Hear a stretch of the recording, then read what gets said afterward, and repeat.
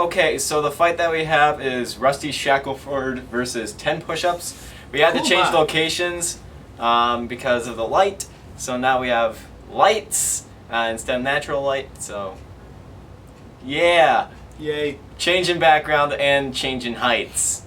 Mm-hmm. I like making myself look like a midget, apparently. But back to the bot fight. 10 push-ups. Looking bot. Yeah, the 10 push-ups looks like the frickin' Batmobile. Why did they go with 10 push-ups for the name? I will never know. I think it's probably one of the stupidest names out of this competition. It's just, I cannot... Not as bad as the Pianist.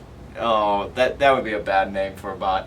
Some that was used at the competition. I used Nokia. And the Jesus. Pianist.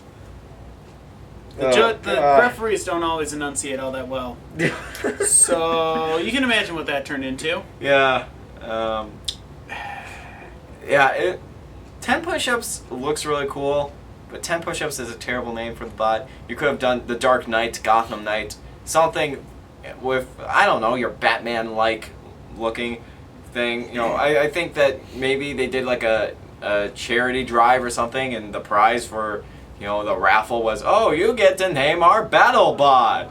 And the 5-year-old kid won and said, 10 push-ups! And it's named it Steve.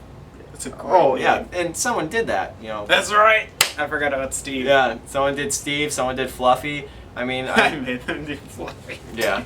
So, I mean, like, they could have done all this different stuff with the name for the bot, and yet it's 10 push-ups.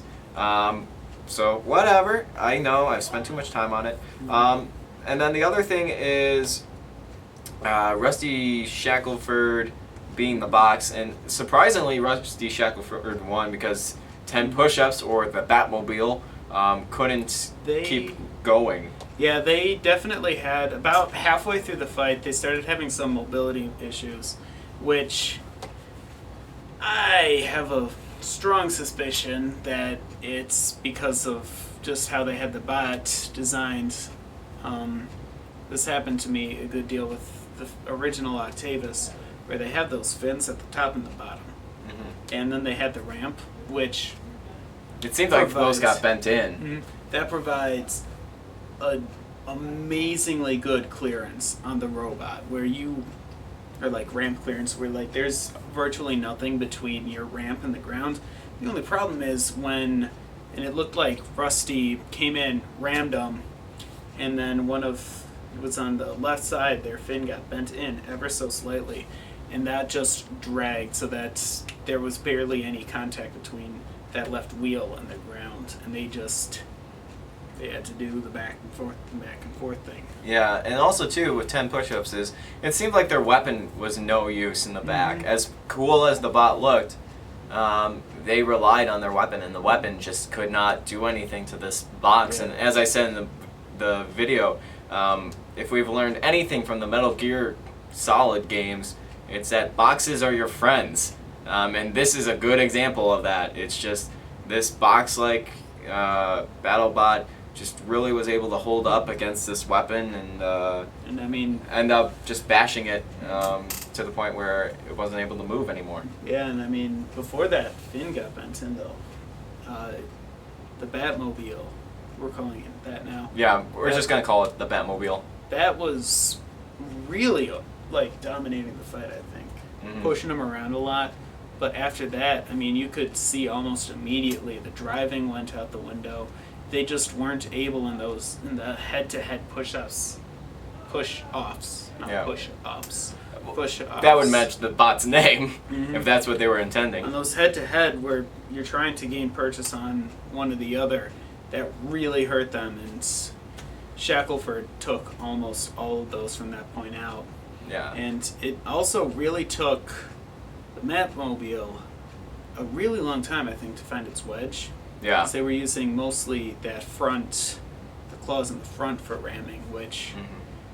I mean, that's okay because Shackleford was a box, but mm-hmm. if you can't do that against most other robots. And I mean, by the time that they did find their wedge, that fin was already bent in, and they just kept getting stuck every time Shackleford went up that ramp.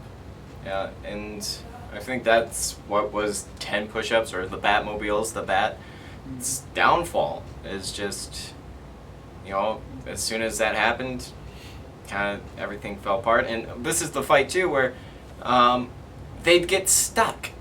As soon as Rusty Shackleford would get stuck on one of the wheels, they'd have to stop the clock. All right, you're good to go. Oh, you got stuck again. Fix it. And sit back down. And it's like, you were doing so well, and then this happened. That may well be the highest number of times that I've had to see the bots get separated in a single round, except perhaps Maring's Nightmare versus Slots.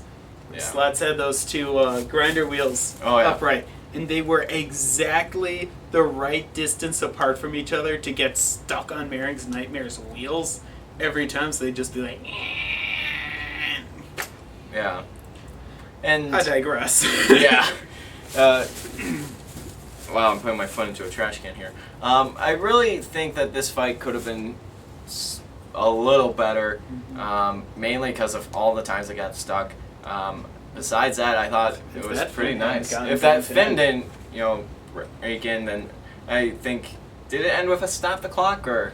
I can't remember. There was one right at 8 seconds. They sort of gotten locked together, but Batmobile was able to twitch a little bit, so it's like, well, you have 9 or 10 seconds rather to back off of them, and that was enough to the end of the fight. So yeah, so it was an okay fight, but they could have done so much better with it. A little bit more design work there, maybe making the fins a little bit thicker so that they can't get bent as easily.